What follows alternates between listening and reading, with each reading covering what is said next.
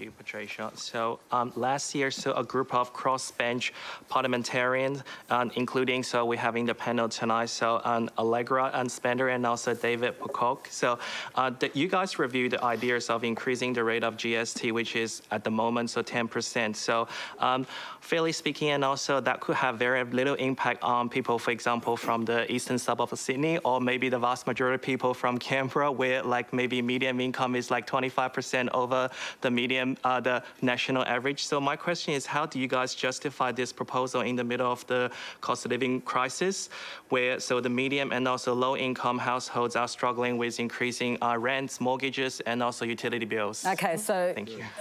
Interesting question. I'll start with you, David Pocock, because you did say GST should be on the table. I think it should all be on the table. I do think GST is a massive distraction from other reform that we absolutely should be doing, like investment property reform. It makes no sense to have a system that treats housing as an investment vehicle over a human right and something that everyone in our community should be able to afford. The petroleum resource rent tax. We hear so much about the budget surplus. Well, if we wanted one every year, we could actually just get something for the gas that we export. 2022, $93 billion worth of LNG was exported, not a single cent of petroleum resource rent tax. And that's corporate tax. Those exporters paid 1% corporate tax. We're getting totally dudded.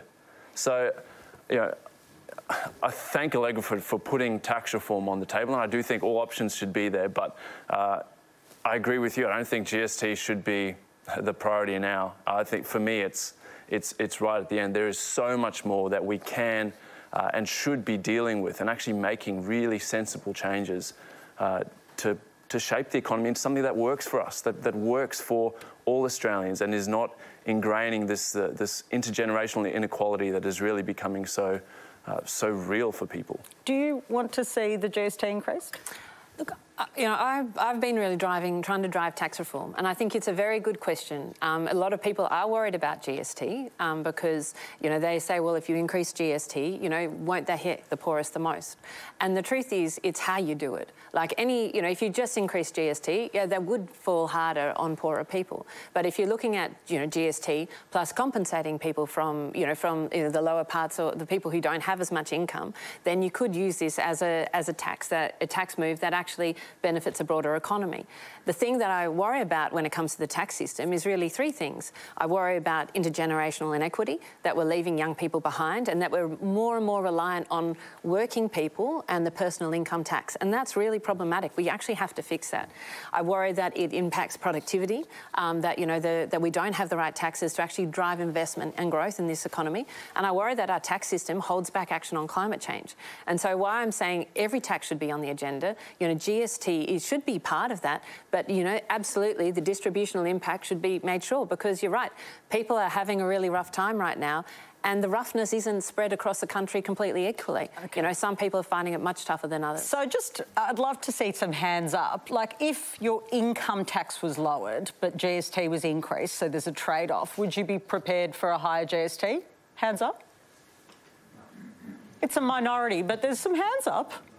More than I actually expected from my own assumptions. That's interesting. So... Could I just jump in for a moment? Yeah, you can. Sorry, we shouldn't be talking about how much tax we collect. We should be talking about how we tax. And our tax system needs to focus on three things, in my view. Firstly, incentivising people to work and to work hard. Secondly, incentivising people to invest in the economy. And thirdly, incentivising people to innovate.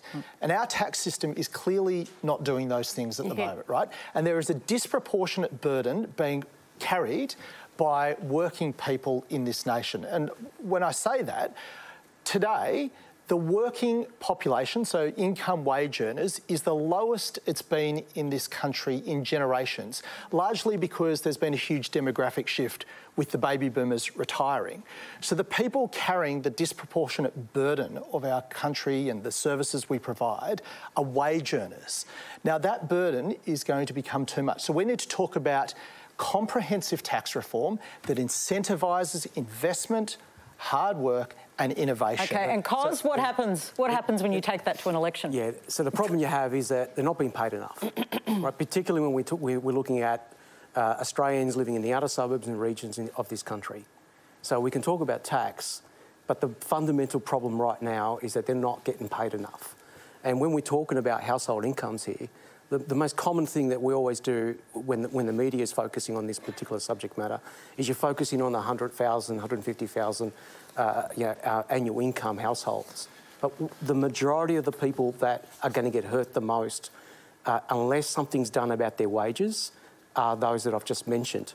That's where I think Labor's policy about Australian-made sinks to. Because can I just respond to that by saying bracket creep is going to hurt those even more because they're earning the same amount of income, but they're paying more tax because the tax rates haven't been adjusted. So we want more people to be able to take more income home. That is a good thing for everyone. But right now, working people, because of bracket creep and a lack of reform, are carrying a disproportionate load. What do you reckon, Felix? I would... Thank you. So I would say, well, the budget is going to be delivered tomorrow. And so instead of think about how asking for money. So have you thought about let's say, trying to managing the budget more wisely and also more, responsibly as well? Janine just agreed with you. I'm with you. Yeah, sorry, I haven't finished yet. So, thank you. So, we don't know about the budget coming up tomorrow, but let's look back, the last year budget, 20 million was spent on, for example, things like, improving the quality of the regional dirt. 10 million was spent on, let's say, the waste educational program and also trying to teach Australians to use the right color of the bin. So we just don't know if we can save more money from that instead of asking for money from the vast majority of people. What do you think about that? That's an interesting point, Janine. As I was listening to Matt, the same old, bracket creep, the same old platitude, tax reform, what do we want? We are awash with money. It's how we spend it. You've cut to the chase here, and state governments are as bad, if not worse, that everybody expects the federal government to do it. I hope we're going to get to where state governments aren't helping much either. I mean, look in this city, the suburban rail, $200 billion. We won't go to AUKUS, but there is a lot of money, you're absolutely right. And tomorrow in the budget, over the years, as Pat will know, there's all these little things we find, obscure budget ones, paper number little 2. things, yes, and they're all amusing, and some of them are really good and worthy, but there's little pieces. At the end of the day, the money's there. Yes, it'd be nice to cut it down. We want budget reform, tax reform, but it really is about spending it better, and it comes to the quality of our policies. David? Agreed. I mean, the big part for me is why are we not taxing our fossil fuel exports? It is insanity.